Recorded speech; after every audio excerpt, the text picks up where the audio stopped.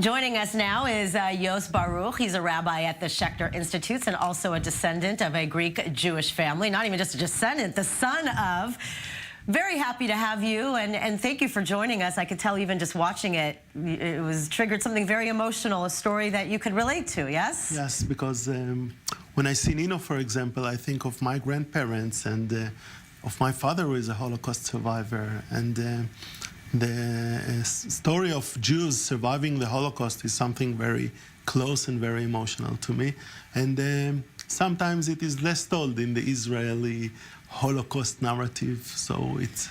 Well, now we have now because of this, it's being introduced into the schools, which is very profound.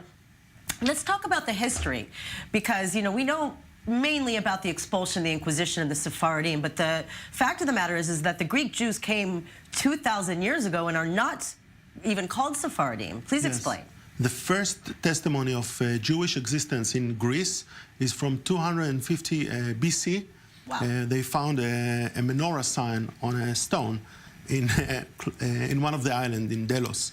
And the Greek-speaking Jews existed throughout the Hellenistic area, the Hellenistic space, all around the Hellenic Empire. Mm-hmm. So it's not only Greece, the area, the geographical area of Greece today, which Corfu today is part of, mm-hmm. right? It's also Sicily, Egypt, which was also Syria, Turkey. All these areas had Greek-speaking Jews.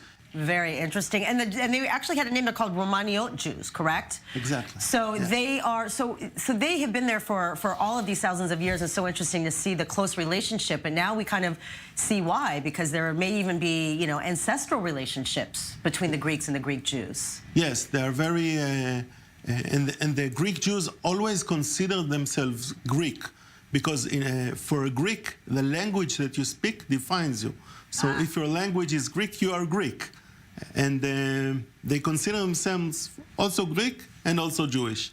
It's like a double identity. Very interesting. Also, you told me before, a little earlier, a story about like kind of this folklore, the story of slaves being taken as Jews even to Greece and things happening. Explain that. Yes, there is a tale about 3 slave ships Titus sent exactly after he conquered Israel. He sent them directly to Rome, and some of them crashed. And the tale says that the Jews that fled these ships established communities in northern Greece, which is my homeland, actually. Which is where? What is the community in northern Greece where your family comes from? We come from Yanina and Trikala, 2 cities in the Epirus and Thessaly, which is northeast Greece. Yanina is very close to Corfu, not only physically, but also with the connections, because Corfu and Yanina both absorbed Sicilian Jews refugees who came to these 2 spots.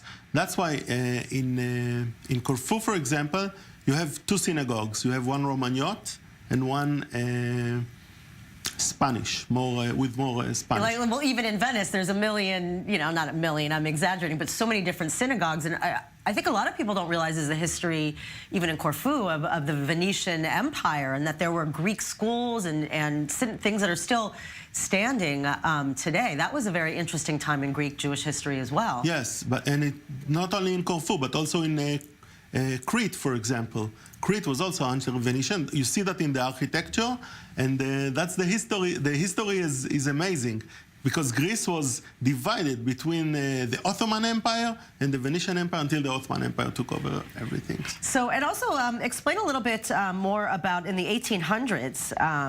There were a lot of Jews in Sicily. I mean, this is another thing people don't hear about, that there are a lot of Sicilians that may as well have Jewish ancestry. From the little I know on Sicilian history, they had to deal with the same thing, Spanish Inquisition, that same process, and therefore many of them fled Sicily, but some stayed and changed their religion. As Greek Jews, for example, we know that the Greek diaspora in Egypt had about 1 million Jews 2,000 years ago. 1 million, they even had a little temple.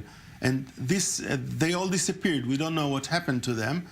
probably assimilated. Right. So this is a phenomenon that we see many times in Jewish history. It is the Jewish tradition to stay in the land of Israel, but also to live outside of Israel. Right. So the diaspora is a Jewish tradition. Thank you very much. This was such an insightful conversation, and please come back. It's so great to tell the story of the contribution of the Greek Jews and the heroic people in Greece that took care of their family and friends. Thanks for the Thank opportunity you to be very here. much.